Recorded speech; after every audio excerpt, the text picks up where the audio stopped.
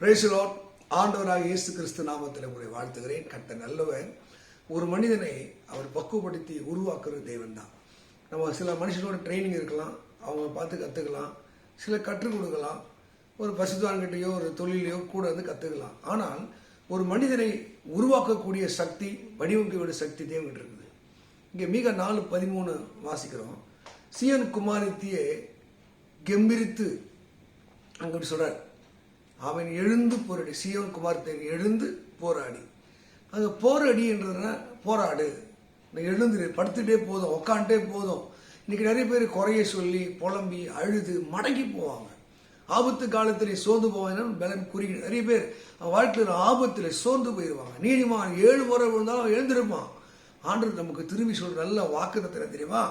சீயோன் குமாரத்தின் எழுந்து போராடி, பயப்படாத, நான் என்ன பண்ண போறேன், உன்னுடைய கொம்புகளை இரும்பும், உன்னுடைய குழம்புகளை வெங்கலமா மாற்றுவேன். நான் உன்னை உருவாக்குற கர்த்தர் ஆண்டவராக இயேசு இன்றைக்கு தேவ மக்களை உனக்கு சொல்ற ஒரு நல்ல செய்தி, நல்ல தேவனுடைய வெளிப்பாடான வார்த்தை என்ன தெரியுமா? அவர் உங்களை உருவாக்க விரும்புகிறார், உங்களை உருவாக்க விரும்புகிறார், பக்குவப்படுத்த விரும்புகிறார், ஆஸ்வதிக்க விரும்புகிறார், நீங்க உழைக்கணும்னு விரும்புகிறார், போராடணும்னு விரும்புகிறார். இருக்கிற நிலைமையிலிருந்து எழும்பு, நான் உனக்கு உதவி செய்யறேன். உபாகம் 25 சொல்லுது, போரடிக்கிற மாட்டை வாயை கட்டாத. நீ போர் அடிக்க நினைக்கிறியா, உழைக்க நினைக்கிறியா, உன்னை ஆசீர்வாதத்தை கத்த தடுக்க மாட்டார்.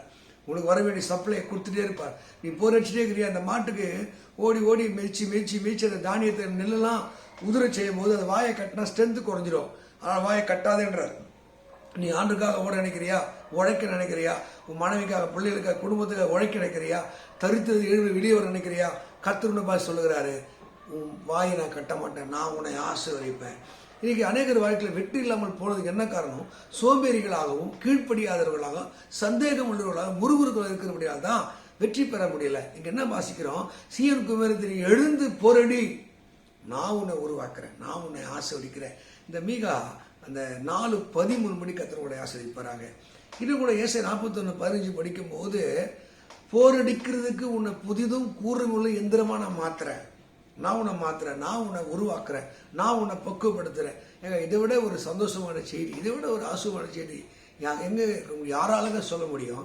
வானத்தை பூமியை படைத்த ஆண்டவர் சொல்கிறார், நான் உன்னை உருவாக்கி உன்னை பக்குவப்படுத்தி மலைகளை மிதித்து குன்றுகளை பதருக்கு ஒப்பிடுவேன். அந்த அளவுக்கு உன்னை பெரிய அசுரனாக, பெரிய செல்வ சீமாந்தனாக மாற்றுகிறேன். நீங்க பரிசுத்த வேதத்துல படிச்சு பார்த்தீங்கன்னா, கிதியோன்னு ஒருத்தர் இருந்தாரு. அவர் என்ன பண்றாரு, அங்கே நியாயாதிபதிகள் 6:11 மீதியான் கைகளிலே தன்னுடைய சொத்து போய் சேரக்கூடாதுக்காக போராடினார். நிறைய பேர் தன்னுடைய உடைமைகளை, உரிமைகளை விட்டு கொடுத்துட்டு நிராயுதபாணியா இருப்பாங்க. ஒரு சிலர் தான் தான் உரிமைகளை விட்டு கொடுக்க, தன்னுடைய அவங்களுக்குள்ள கெட்ஸை விட்டு கொடுக்கவே மாட்டாங்க. அப்போ கர்த்தருடைய மக்களை, உனக்கு கொடுத்த கிருபை, உனக்கு கொடுத்த அபிஷேகம், உனக்கு கொடுத்த வல்லமை சிறந்தது, நீ ஒரு நாள் என்ன பண்ணாத, மறந்து போகக்கூடாது, அது பெஸ்ட்டுன்னு நினைக்கணும். எப்பவுமே எனக்குள்ள கொடுத்த அபிஷேகம் பெருசுன்னு நினைக்கணும். அப்படி நினைக்கிறவங்க தான் வாழ்க்கையில ஜெயிக்கிறாங்க. தேவ மக்களை, கிதியோன் மீதியான் கையிலே தன் ஆசீர்வாதம் போகிற ராவோடு ராவாக அவன் போரடித்தான். அவன் ஒரு குடும்பத்திற்காக, தனக்காக அவன் ஓடினான். அவனை தான் கர்த்தர் சகல தேசத்துக்கு தலைவனாக ஏற்படுத்தினார். நீ ஒரு தலைவனாக, அதிபதியாக மாறணும்னா உன்னுடைய நோக்கத்தை தேவன் அறிந்திருக்கிறார். அதுதான் கிதியோன் ராவோடு ராவா போரடித்து அவனை தான் பராக்கிரமசாலி என்றார். கர்த்தர் உன் கூட இருக்கிறேன்னு சொன்னார். தேவ மக்களே, இந்த கடைசி காலத்துல நீ ஒரு வெற்றியுள்ள வாழ்க்கை வாழணும், பரிசுத்தமான வாழ்க்கை வாழணும். பிசாசோடு, பாவத்தோடு, உலகத்தோடு, உலக கலாச்சாரோடு, அறிவோடு எதிர்த்து போரடிக்கணும். அப்படிப்பட்டவனா இருக்குமா தான் கர்த்தர் உங்களுக்கு கிருபைகளை தருகிறவராய், ஞானத்தை தருகிறவராய், அபிஷேகத்தை தருகிறவராய் இருக்கிறார். இன்னும் நீங்க வேதத்துல நீங்க படிக்கும் போது ஓசியா 10:11 நீங்க அங்க படிச்சு பார்த்தீங்கன்னா, அங்க அழகாய் சொல்கிறது, யூதா அவன் யாரா இருக்கிறான், அவன் போரடிக்கிறதுக்கு தன்னை பக்குவப்படுத்தி கொண்டவன், ட்ரைனிங் ஆனவன். ஆமென். நிறைய பேர் கர்த்தர் கற்றுத்தராருங்க, போதிக்கிறாருங்க. யூதா நன்றாக அவன் போரடிக்கிறவனாக இருந்தான், அவன் திறமைசாலியாக இருந்தான். கர்த்தர் அவனை பயன்படுத்துறாங்க. இன்னைக்கு அநேகர் ஊழியத்தில் பயன்படாமல் இருப்பது தெரியுமா? கர்த்தர் கற்றுக் கொடுக்கும் போது, கர்த்தர் போதிக்கும் போது, ட்ரைனிங் கொடுக்கும் போது, அவர்களை உருவாக்கும் போது அதை கத்துக்கணும். அங்கே யூதாவை பத்தி அழகாக கர்த்தர் சொல்லுகிறார். எப்ராயிம் அவன் நன்றாய் போரடிக்க பழகினவன், அவன் நன்றாய் போரடிக்க பழகினவன். ஆண்டவருடைய ஊழியத்துக்கு பழகணும். அப்பதான் உன் அழகான கழுத்து மேலே அவருடைய சுமையை வைப்பார், ஏறு பூட்டுவார், கர்த்தர் உன்னை உழுவார். அந்த வேத வசனத்தின்படி மீகா 10:11 படி உங்க தோல் மேலே கர்த்தர் பொறுப்புகளை வைக்க வேண்டும், கிருபைகளை வைக்க வேண்டும், தரிசனங்களை வைக்க வேண்டும், ஊழியத்தை கொடுக்கணும், பொறுப்புகளை கொடுக்கணும்னா நீ நன்றாய் பழகி இருக்க வேண்டும். எப்ராயிம் நன்றாக பழகினான். ஆமை எப்படி போர் அடிக்கணும்னு கற்றுக்கணும், எப்படி இந்த உலகத்தோடு யுத்தம் பண்ணணும்னு கத்துக்கிட்டான். அதுதான் ஏசாயா 28:27 வாசிக்கும் போது எதை எப்படி அடிக்கணும்னு கத்துருக்கணுமா.